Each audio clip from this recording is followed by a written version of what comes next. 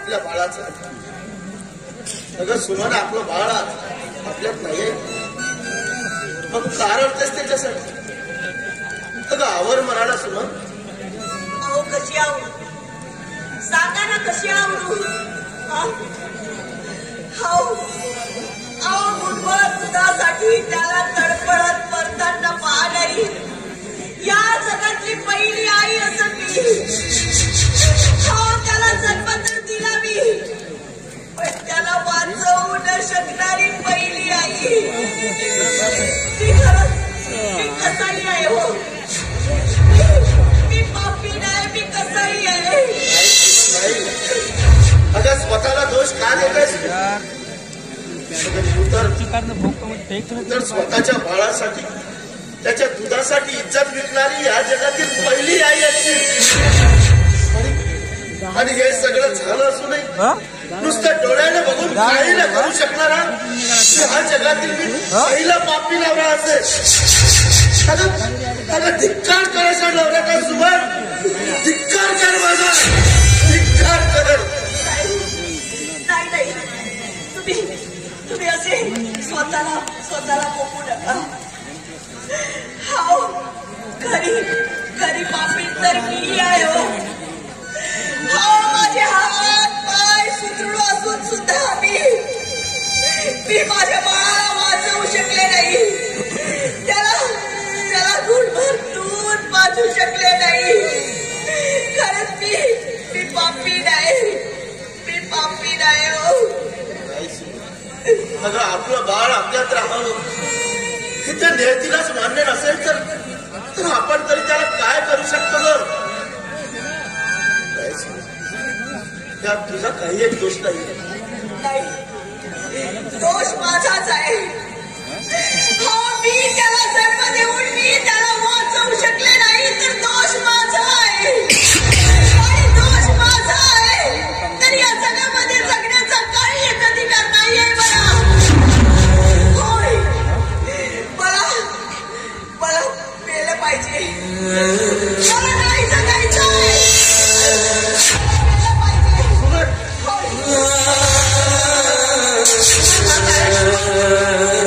तुला माझी शपथ आहे.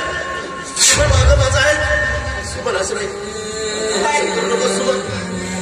मला नाही जगायचं आहे, मला मेलं पाहिजे.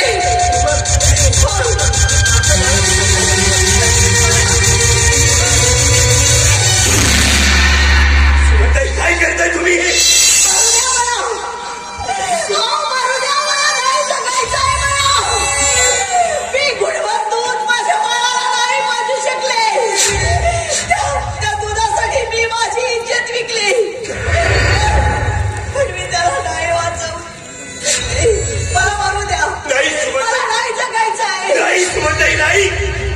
केवळ मुलाला वाचवू शकले नाही म्हणून स्वतः मरणे हे कितपत योग्य आहे सुमनताई?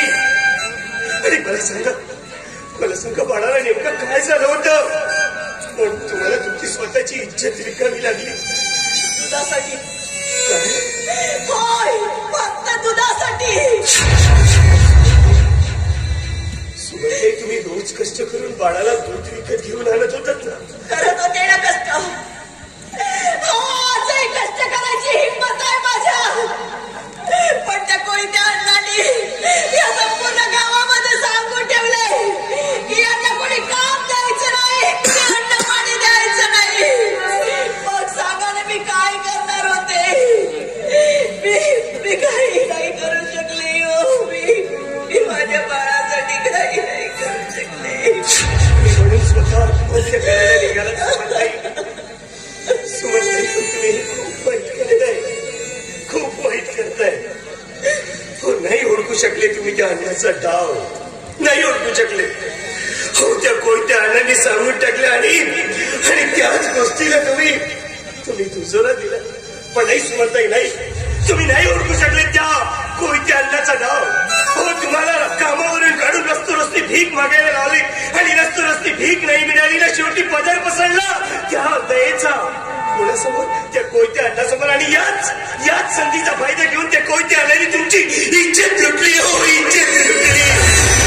एवढं सगळं करून काय मिळणार होतं तुम्हाला? बोला ना.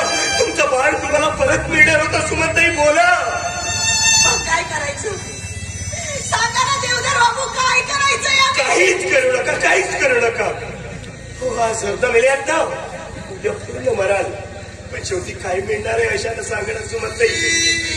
तुमचा तो बाळ तुम्हाला परत मिळणार आहे? तुमचा बाळ तुम्हाला परत मिळणार आहे का सांगा ना. हो, या पायीच देहाचे हात पाय परत मिळणार आहेत का सांगा ना. मग कोण वाचवणार आहे, कोण जगणार आहे याच्यासाठी बोलायला कोण जगणार आहे. सुमनताई, सुमनताई, हो तुम्हाला म्हणायचं नाहीये. हो, असाच जर वारंवार अन्याय आणि अत्याचार सहन करत राहिलात ना तर तो कोणते अन्याय तुम्हाला येत. एक काम करा ना, एक काम करा. हो, हलाल ही फक्त आणि फक्त कोंबड्या आणि बकऱ्यांची होते, वाघाची नाही. तेव्हा सुमनताई तुम्हाला वाघासारखा जगायचं. होय सुमनताई, 100 दिवस शेळी होऊन जगण्यापेक्षा फक्त एक दिवस वाघासारखे जगा. मग बघा तुमच्यावर कोण अन्याय आणि अत्याचार करतो. सुमनताई, सुमनताई तुम्हाला पेटून उठायचं आहे, पेटून उठायचं आहे सुमनताई. ज्या पद्धतीने त्या दुर्गा मातेनं, ज्या पद्धतीने त्या काली मातेनं राक्षसांचा वध केला होता ना, त्याचप्रमाणे त्या कोणत्या अंधारूपी राक्षसाचा तुम्हाला वध करायचा आहे. होय, जाळून टाकायचं आहे, त्याला भस्म करायचं आहे तुम्हाला त्या कोणत्या अन्नाच्या साम्राज्याचं. सुमनताई, बना काली माता आणि जागृत करा तुमच्यात आत्मविश्वास, जागृत करा तुमच्यात किती दैवी शक्ती आणि खात्मा करा त्या राक्षस रूपी कोणत्या अन्नाचा.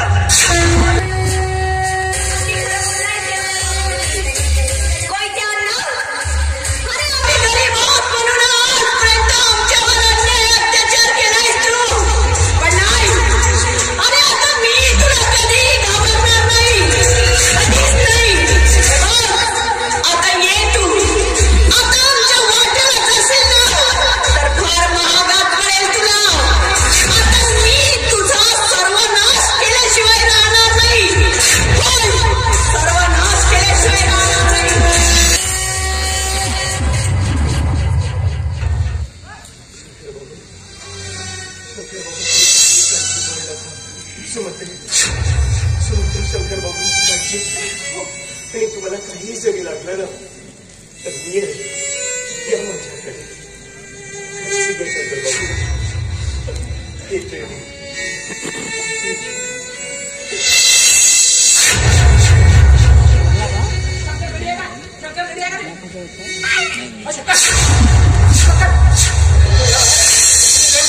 जगताप तुम्हाला भडकवता हे अन्नाला माहित झालं, तुमच्या घरात जळतं खुशानं सांगितलं त्याला.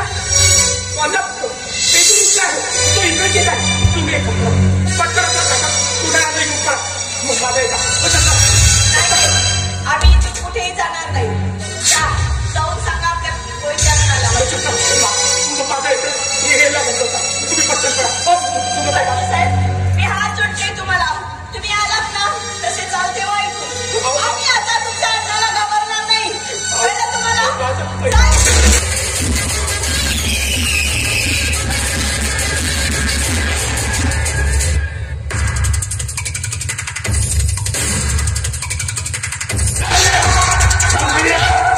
माझ्या विरोधात तक्रार देते का रे? एवढी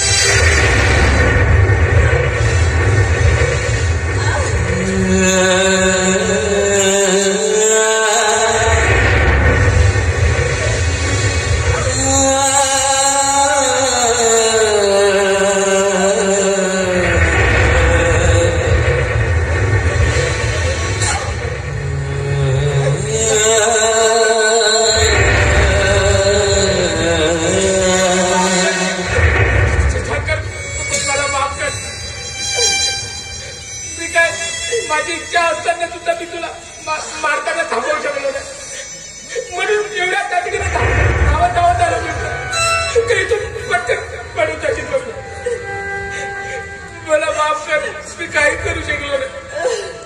मला माफ कर. जेवढ्या लवकर जा, तेवढ्या लवकर काम सोडून जा. ही दुनिया खूप मोठी आहे. कुठे जाऊ बरी तर मला माफ कर.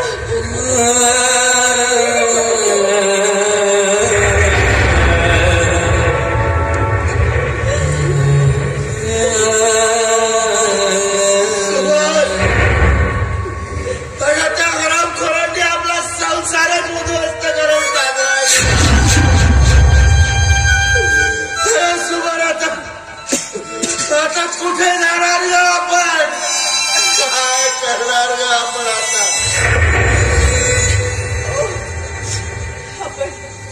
आपण कुठेही जाऊ. हो, ही वाट आपल्याला जिथं घेऊन जाईल ना तिथं जाऊ.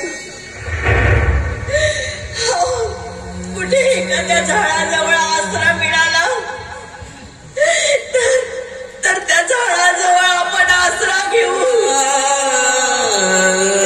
कारण या जगामध्ये आपलं कुणीही नाही आहे. होय, हा देव बघा ना कशी परीक्षा घेतोय आमची. याला आमची दया येत नाही. कारण हा आहे ना, हा दगडाचा बनलेला आहे.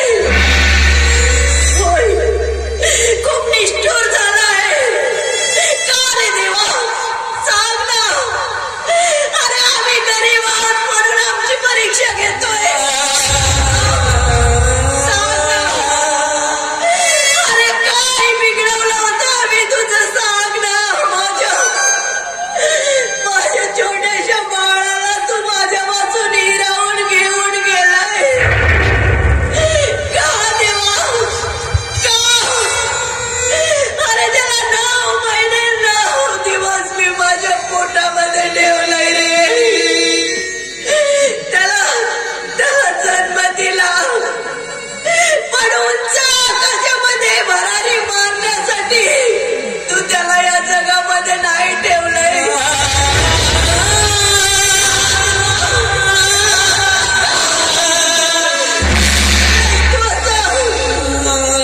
पण एक लक्षात ठेव देवा.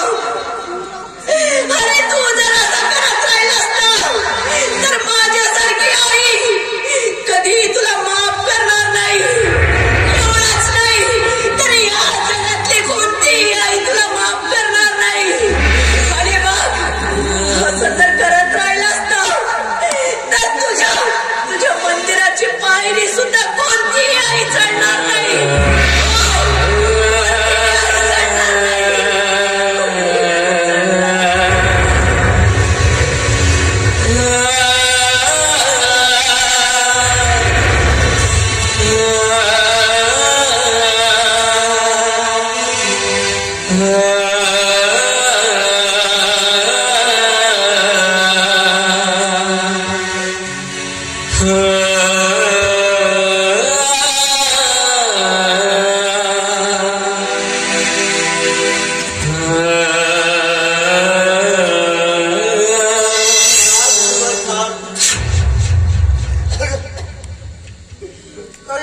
घर सोडून तर जाऊ आपण,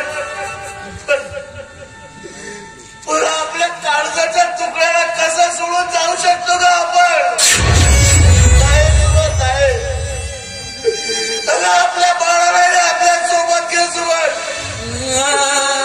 आपल्या सोबत राहू दे का सुबत. आपल्या सोबत घे.